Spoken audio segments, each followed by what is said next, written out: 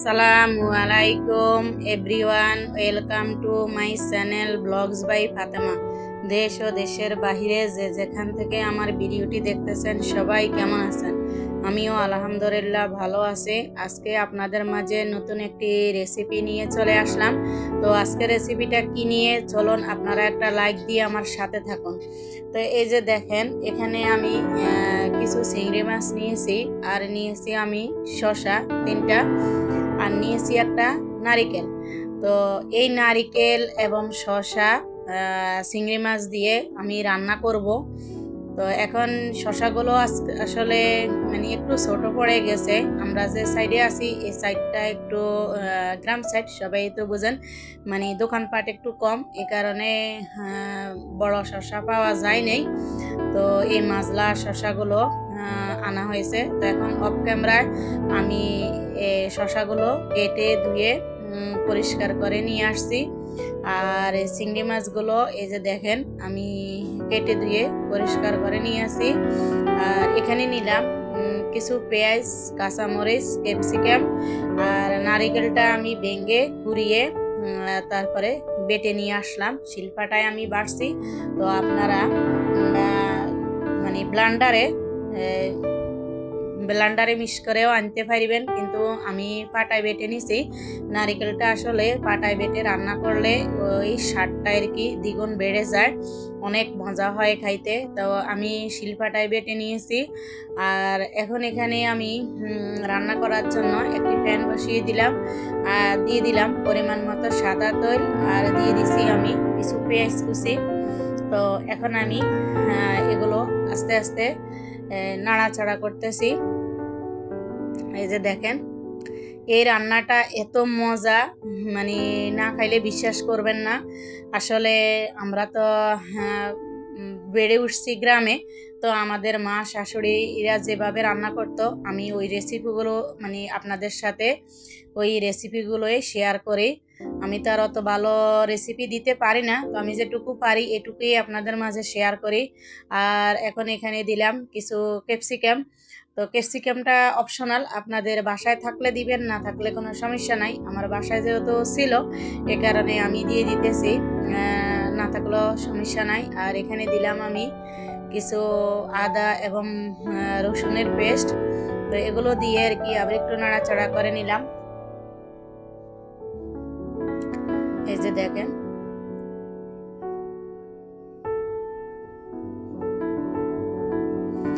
আর এখন দিয়ে দিতেছি 1 চামচ লবণ,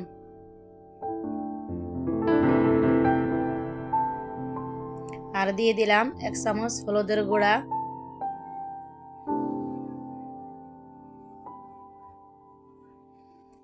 আর দিয়ে দিতেছি 2 চামচ লাল মরিচের গুঁড়া। এই যে দেখেন, এখানে আমি 2 চামচ লাল মরিচের গুঁড়া দিলাম। তো মরিচটা আপনারা যে যে হিসাবে ঝাল খাবেন ওই হিসাবে দিবেন। আমি যেহেতু একটু ঝাল পছন্দ করি এই হিসাবে আমি 2 চামচ দিলাম। আর এখন মশলাটা যেন আমার না পড়া যায় এই কারণে আমি অল্প পরিমাণে একটু পানি অ্যাড করে দিলাম। আর এই পানির মধ্যে আর কি আমি মশলাগুলো কষিয়ে নিব।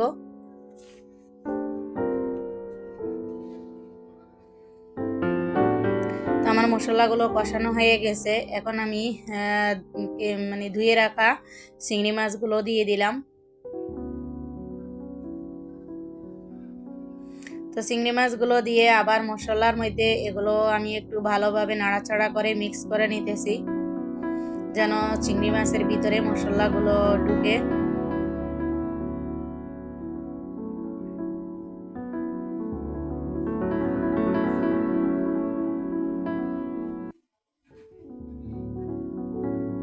আমার অনেক আপুরা অনেক সুন্দর সুন্দর রেসিপি দেন, আসলে আমি অত সুন্দর রেসিপি দিতে পারি না। তো আমি বাসায় সবসময় যে রান্নাগুলো করি এগুলো আর কি আপনাদের মাঝে শেয়ার করি, বা এই রেসিপিগুলোই আর কি আমি আপনাদের মাঝে তুলে ধরি। আর এখন আমার চিংড়ি মাছগুলো কষানো হয়ে গেছে। এখন আমি কেটে রাখা শসাগুলো দিয়ে দিলাম। তো দিয়ে এখন আমি শসাগুলো আবার একটু নাড়াচাড়া করে মশলার সাথে মিক্স করে নিতেছি। আর আমি কালকে একটা রেসিপি দিলাম, আমার এই রেসিপিতে আলহামদুলিল্লাহ আমার অনেক নতুন বন্ধু অ্যাড হয়েছেন। তো জানি না আজকে আমার ওই নতুন বন্ধুগুলো আছেন কিনা, যদি থেকে থাকেন আপনাদেরকে অসংখ্য অসংখ্য ধন্যবাদ জানাচ্ছি আমি।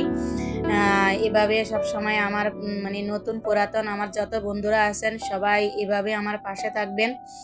আর আপনারা যখন আমাকে একটা ভালো কমেন্ট করেন তখন আপনাদের কমেন্ট দেখলে আমার অনেক ভালো লাগে আর ভিডিও বানাতে উৎসাহ হয়। আর নতুন কোনো বন্ধু যদি আমি দেখি আমার ভিডিওতে অ্যাড হয়েছে বা আমার পরিবারে অ্যাড হয়েছে, তখন আমার কাছে অনেক ভালো লাগে, অনেক খুশি লাগে আর নতুন ভিডিও বানাতে অনেক আগ্রহ জাগে। তো এখন আমার শশাগুলো কষানো হয়ে গেছে মশলার উপরে। এখন আমি দিয়ে দিতেছি পরিমাণ মতো পানি। তো পানি আপনারা যে যে পরিমাণে ঝোল খাবেন ওই পরিমাণে আপনারা পানিটা অ্যাড করবেন। তো আমি যে পরিমাণে ঝোল রাখবো ওই হিসাবে আমি কিন্তু পানিটা অ্যাড করে দিলাম। তো এখন আমি দিয়ে দিলাম একটা ঢাকনা। তো ঢাকনাটা দিয়ে আবার আমি 3-4 মিনিট পরে ফিরবো। তো এই যে দেখেন 3-4 মিনিট পরে আমি ফিরলাম আর ঢাকনাটা উঠিয়ে এখন আমি দেখলাম যে আমার রান্নাটা বলক এসে গেছে। এখন আমি আবার একটু নাড়াচাড়া করে নিতেছি।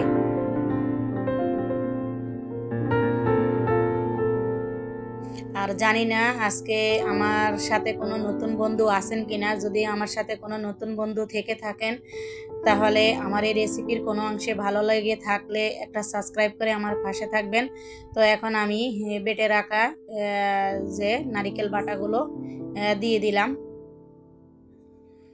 এই যে দেখেন নারিকেল যখন আপনারা নারিকেলটা বাটবেন বা ব্লেন্ডার করবেন একদম মিক্স করে দিবেন, তাহলে কিন্তু কালারও সুন্দর আসবে, খেতেও মজা হবে এবং দেখতেও সুন্দর আসবে।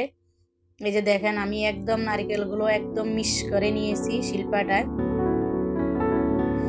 আর এই রকম আপনারা শসা দিয়ে যদি নারকেল দিয়ে রান্না করেন, আপনারা একবার খাইলে আপনাদের কিন্তু বারবার খাইতে মন চাইবে এবং আপনাদের পরিবারের সবাই বলবে যে আবার রান্না করো, আবার রান্না করো। আপনাদের ভাই এই মানে এই রান্নাটা দেখে তো অনেক খুশি হয়েছে এবং অনেকগুলো ভাত খেয়েছে। অনেক মজা হয় এভাবে চিংড়ি মাছ দিয়ে শসা দিয়ে নারকেল দিয়ে যদি আপনারা রান্না করে খান, দেখবেন অনেক মজা হবে খেতে। তো এখন আমি দিয়ে দিতেছি কয়েকটা কাঁচামরিচ।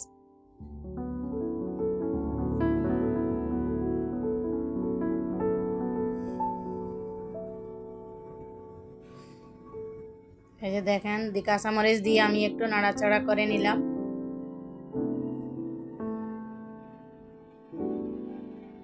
তো আবার একটা ঢাকনা দিয়ে দিলাম।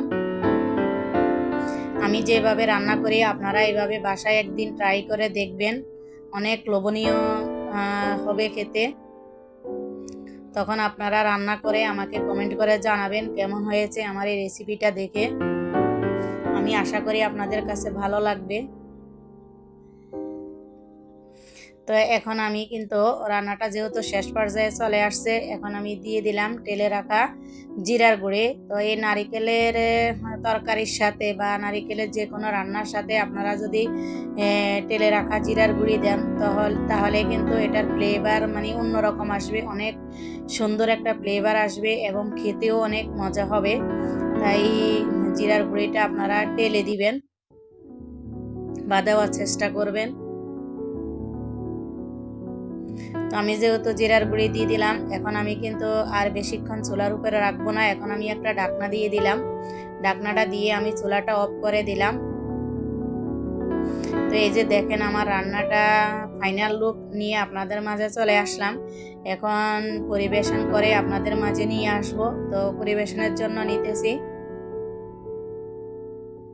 দেখেন অনেকটাই লোভনীয় হয়েছে আর একটু মাখা মাখা হয়েছে। আর যেহেতু নারিকেলের তরকারি এটা আর একটু বসে যাবে, আরো ঘন হয়ে যাবে।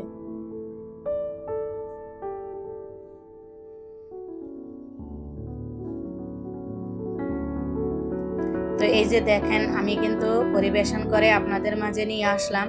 তো আমার এই শসা এবং চিংড়ি মাছ দিয়ে নারিকেল এই রান্নাটা আপনাদের মাঝে কেমন হয়েছে? যদি আপনাদের কাছে আমার এই রেসিপিটির কোনো অংশে ভালো লেগে থাকে তাহলে আপনারা আপনাদের ভাই বন্ধু ফ্রেন্ড যারা আছে তাদের কাছে আমার এই রেসিপিটি শেয়ার করে দিবেন আর ভালো একটা কমেন্ট রাখবেন। আপনারা একদিন বাসায় ট্রাই করে দেখবেন। আর যদি কোনো নতুন বন্ধু থেকে থাকেন তাহলে ভালোবেসে একটা সাবস্ক্রাইব করে আমার পাশে থেকে যেতে পারেন। ভালো থাকবেন, বিদায় নিলাম, আল্লাহ।